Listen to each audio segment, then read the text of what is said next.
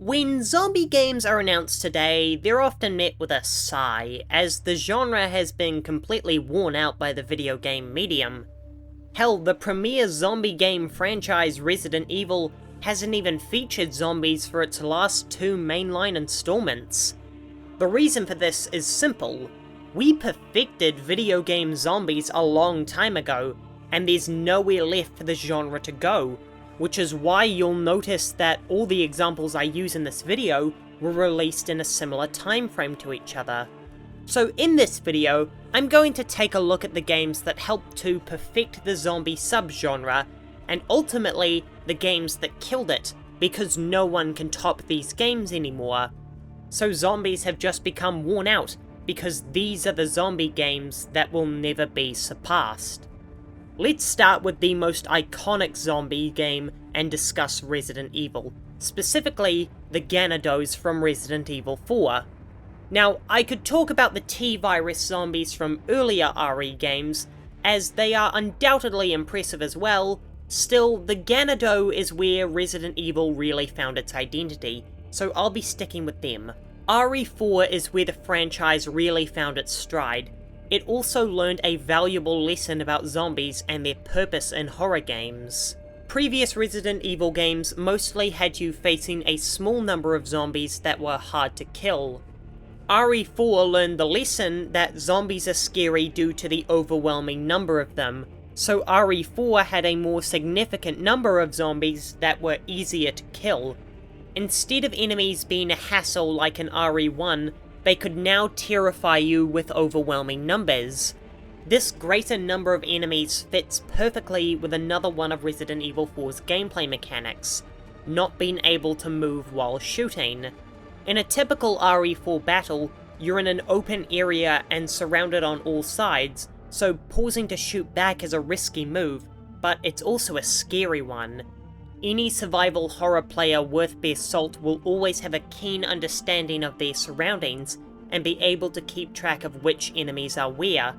In Resident Evil 4, this means turning to shoot at a larger group when you're fully aware that another Gyanado is slowly trudging towards you. When the game forces you to lose track of it to shoot, the player has to visualize the enemy creeping closer to them, and they have to make a decision of when to stop shooting and run. This is absolutely genius horror, creating it in the player's mind. They know they're going to get jump scared by an enemy that they already know is behind them, but by forcing them to look away, it creates the sensation of dread in the player's mind. RE4 isn't as big on horror as its previous entries, but it infuses scare tactics into its superb combat. Now, I haven't played the remake that was released earlier this year, but I feel changing this feature is a core betrayal of what makes RE4 a nearly perfect game. It's been lauded as one of the best remakes of all time, so I clearly don't know what I'm talking about, but until I get the itch to replay RE4 and pick up the remake, I'll remain skeptical. But getting back to the zombies of RE4, the Gyanados aren't just incredible from how they operate in gameplay, but their design is also absolutely chilling. Zombies are easy to disassociate from what they once were due to their crumbling forms. There's no remnant of humanity left in them, which in my mind defeats the purpose of the psychological horror that zombies present.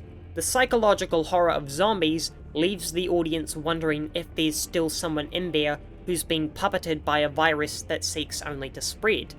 By making zombies look disfigured and inhuman, the viewer never wonders that because they don't make the connection that these creatures were once human. Resident Evil 4 doesn't make this mistake.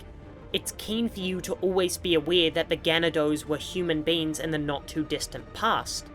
Sadly, it doesn't try and guilt trip you with this all too much, but then the game would have lost its trademark silliness, so I don't mind that RE4 doesn't try and go for the psychological horror angle.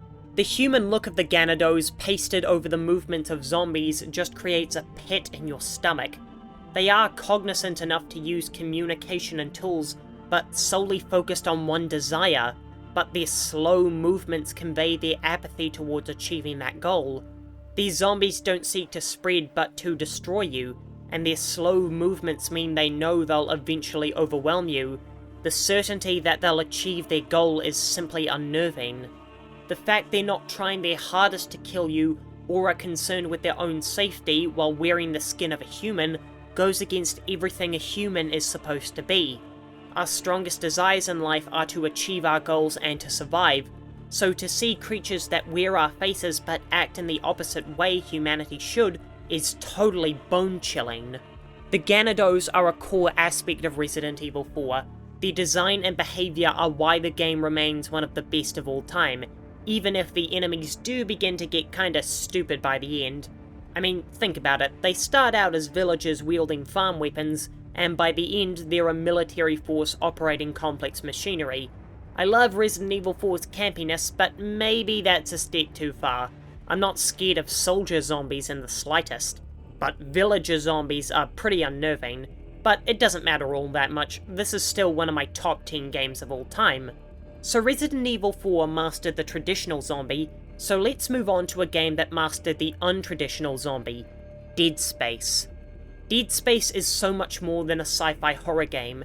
It's a game that refuses to take anything about survival horror conventionally, from its glorious UI to its anti-gravity controls to, of course, its zombies.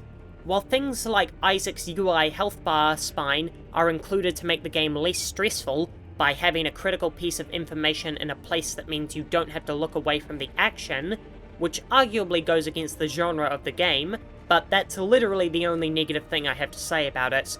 Necromorphs are designed to mess with you, betray your natural instincts, and get you killed. What will any Resident Evil veteran do when they're faced with a zombie?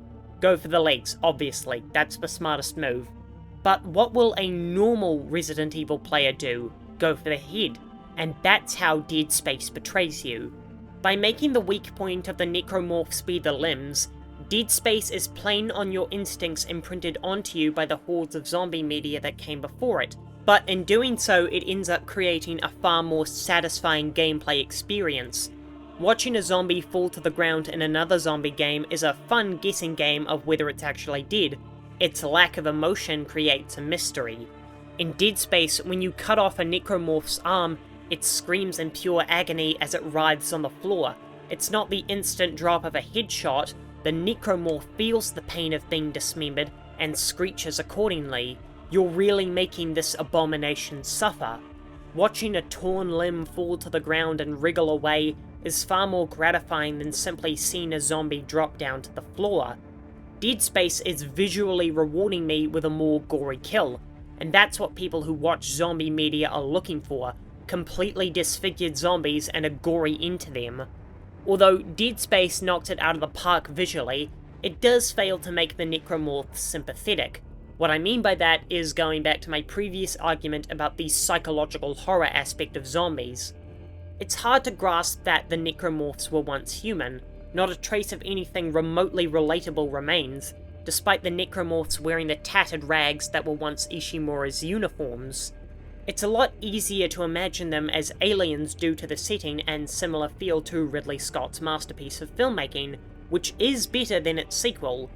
They don't behave like zombies at all, much more like a feral alien race, and because of the setting of the game, that's what your mind falls back to. It disassociates the necromorphs from being human in any way, so you feel no guilt towards their brutal decapitations. And I really can't believe I'm saying that the Callisto Protocol did anything better than Dead Space. Still, here we are. Although, Callisto messes it up by initially having all the zombies be violent prisoners, so that sort of taints your sympathy towards them.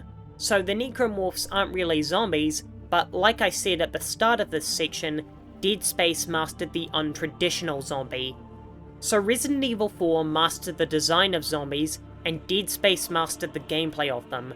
So for my final example, I'll talk about the zombies that mastered the psychological aspect, The Last of Us. Most zombie games put their focus on the zombies. This is often the right choice because the people interested in zombie media just want to see the gory hordes, and most of them aren't interested in a deep story. That's why some people defend Days Gone. But The Last of Us is a game about humanity, and that's why it's so successful. The zombies are just the background of the story. They're not the antagonists, they're just the setting. The Last of Us is a story that shows that maybe some people aren't all that different to the mindless killing machines that roam the land, who seek to tear apart life in all its forms. The Last of Us shows us that humanity is just as capable of being evil, and that perhaps the Earth is already infected with hordes of monsters, but it also tells the story of how to save yourself from that fate. The zombies and the criminals in The Last of Us aren't a mirror of each other, or even two sides of the same coin. Both of them are the same, just like Joel at the start of the game. It's also confirmed by in-game notes and directly by the opening of the TV show that the infected are still alive and conscious, just not in control. The fungus is still an organic being that needs to eat to survive, and the people under those plants are fully aware of their surroundings, but are unable to communicate or stop themselves. Although clickers don't look human, while the game goes out of their way to make it clear that the person is still alive in there, they still become sympathetic, because it's impossible to escape the fact that they are alive. I think it's clear that developers mastered the zombie genre during the Xbox 360 and PS3 generations, with the countless classic games that were released featuring the undead. The games I didn't mention, like Halo 3, Mass Effect 3, Left 4 Dead, Call of Duty, Undead Nightmare, and Dead Rising, are other examples of zombie games becoming amazing games. So when a new zombie game comes out, it feels stale and old because there's no room left for the genre to grow. From gameplay to character designs to the psychological aspect, zombies have already been perfected, so I think it's time for the genre to be laid to rest.